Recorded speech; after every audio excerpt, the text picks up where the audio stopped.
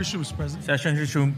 Thank you, Mr. President. Mr. President, I know we were waiting for the AIX BICAM, but we have some information from the chairperson. May we recognize our distinguished colleague from Palawan, the Republic of the Philippines, Senator Erwin Tulfo. For We his recognize the gentleman from Palawan, Senator Erwin Tulfo. Maraming salamat po, Ginoong Pangulo, Majority Floor Leader. Nais ko pong i-anunsyo dito po sa plenaryo ngayon na yung inaantay po natin na yung AIX Bill, yung Assistance for Individual in Crisis Situation, na dapat po sana ay ma-ratify natin ngayong hapon, ay hindi po muna matutuloy. Ang sa kadahilanan po na ayaw pong pumirma ng ating counterpart sa mababang kapulungan. Dahil po sa ilang probisyon at tila hindi po sila natutuwa doon po sa kasama sa provision na yon ng AIX, ang anti-EPAL section.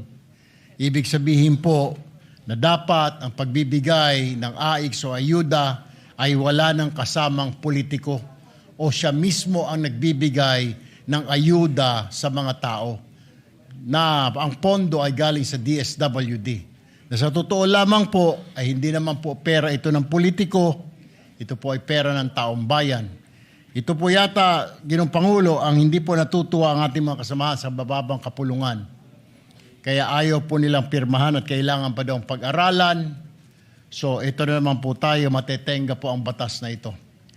Kaya nga po, ano man po ang gawin natin, lahat po tayo dito sa Senado ay pumirma na po para ma-ratify na ito. Ayaw naman po ng ating mga kasamahan sa bababang kapulungan. Sana po ay magbago pa kanilang isip dahil ito naman po ay para sa interes ng mga mahihirap nating kababayan. Isang tabi po muna natin ang interes natin, ang interes ng grupo, pansariling interes. Unahin po natin ang kapakanan ng mga kababayan natin na nangangailangan ng tulong. Yan lamang po, Ginoong Pangulo. Maraming salamat po. Actually po, yung anti-EPAL provision, hindi ho bago yan. Dito po sa 2026 GAA, mayroon na ho tayong special provision, courtesy ni Senator Lacson. Siya po ang nag-present at nag-propose nung anti-EPAL provision in the 2026 GAA. So itong pinapropose po ninyo ay in-institutionalize lang, no, itong anti-EPAL provision. So maganda ho mapag-usapan to sa mga susunod na BICAM conference meeting para mapag-usapan mabuti. Pero hindi ho ito bago at ito ay kasama po sa mga reformang in-implement ho natin dito sa 2026 GAA. Hindi po sila natutuwa, Ginoong Pangulo, na ito po ay ma-institutionalize o maging isang ganap na batas na pagbibigay ng ayuda dapat po ay wala ang mga politiko dahil ito na rin po ang hinihingi ng mga kababayan natin. Dahil lumalabas po ito ay ginagamit ng mga politiko lalo na pag malapit na ang halalan ang pagbibigay ng ayuda ng mga politiko. Subalit, ayaw po ng ilang mga kasamahan po natin sa mababang kapulungan. Kailangan pa po yata nila, Ginoong Pangulo, na sila mismo ang mag-aabot ng ayuda bagamat hindi naman nila ito pondo. Hindi naman po nila itong personal na pera. Kaya doon po sa dalawang mambabatas po natin sa mababang kapulungan, sana po mapag-isipan ho ninyo sa mga darating na araw na hindi po ninyo pera, yung pamimigay na yan, pera po ng taong bayan, dapat po ang DSWD lamang ang mamigay niyan at hindi kayo ang dapat nagbibigay dyan. Kung yun ang inyong gusto, na pagmumukha ninyo ay makita ng sambayanan ang pagmumudmud ng pondo ng taong bayan, bahiya naman po kayo dahil hindi nyo po pera yan, pera po ng taong bayan. Yan lamang po, Ginoong Maraming Pangulo. salamat. I'm sure po sa BICAM, mapag-uusapan ho yan. At nakikita ko naman po na maganda po yung layunin ng proposal po ng ating Senado. Majority Leader. Maraming salamat, Mr. President. Unfortunate that we're not able to ratify this measure, but I'm sure we can hopefully ratify this when we get back after the Synergy break. Mr. President, just one last housekeeping. We'd like to also elect the members of the Committee on Accounts, whose chairperson is Senator Ping Lacson. The majority has 7 members, the minority has 6 members. I move to elect the following members of the Committee on Accounts. On the part of the majority, Senator Pangilinan, Senator Lapid, Senator Aquino, Senator Erwin Tulfo, and we designate Senator Soto as the vice chairperson of the committee. Is there any objection? Hearing none, the motion is approved. We also have the 2 deputy majority leaders with us there, Senator J.V. Ejercito and Senator So recorded. Thank you, Mr. President. So, Mr. President, we are all ready to hear the address of the new Senate President of the Republic of the Philippines. Mr. President, we'd like to recognize the Senate President. Thank you, Majority Leader.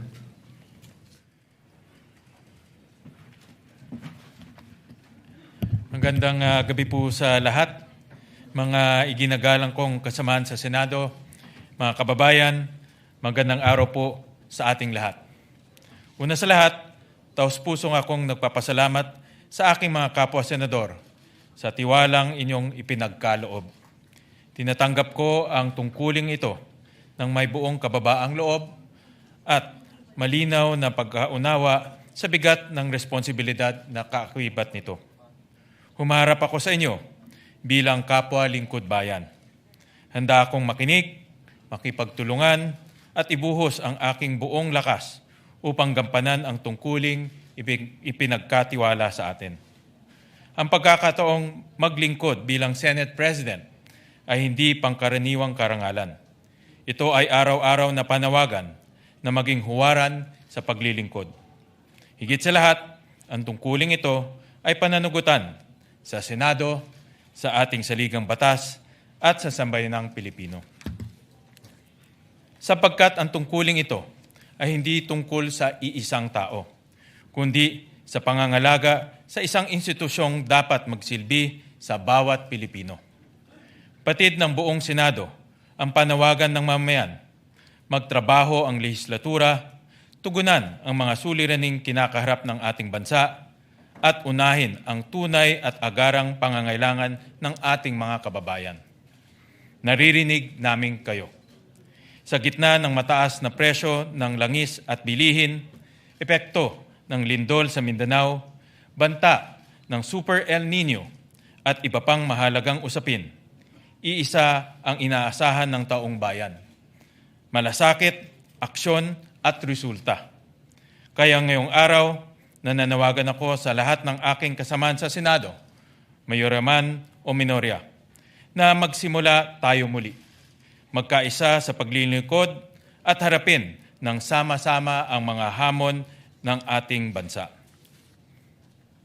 Maaaring magkaiba ang ating mga pananaw, ngunit iisa ang ating misyon, ipagtanggol ang batas at maglingkod sa bayan. Iisa ang ating layunin, alagaan ang kapakanan ng bawat Pilipino. As we take on the urgent work before us, let us reclaim our sense of purpose and move the Senate forward with discipline, fidelity to our mandate, and commitment to the Filipino people. Ang nais natin ay isang Senado para sa tao, isang Senado na bukas sa pakikipag-usap, isang Senado na nakatuon sa solusyon. Sa bawat Pilipino, ito ang aming pangako. Magtatrabaho ang buong Senado para sa inyo. Muli, maraming salamat sa inyong tiwala.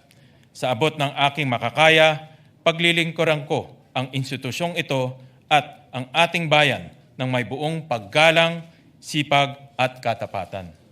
Mabuhay ang Senado, mabuhay ang sambayanang Pilipino. Maraming salamat po.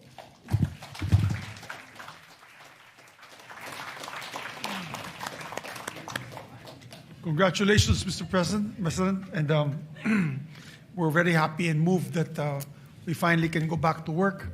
We thank our dear colleagues for their sacrifices all this time, of course. And I just like to personally put on record my deep appreciation to Senator Joel Villanueva and Senator Chis Escudero, and to all the members who took their time out to really be present here in those trying times, Mr. President. Likewise, I And, would like to thank And the accomplishments today, Mr. President, for all those who came to session, we were able to pass three bills on third reading, about 3 measures for second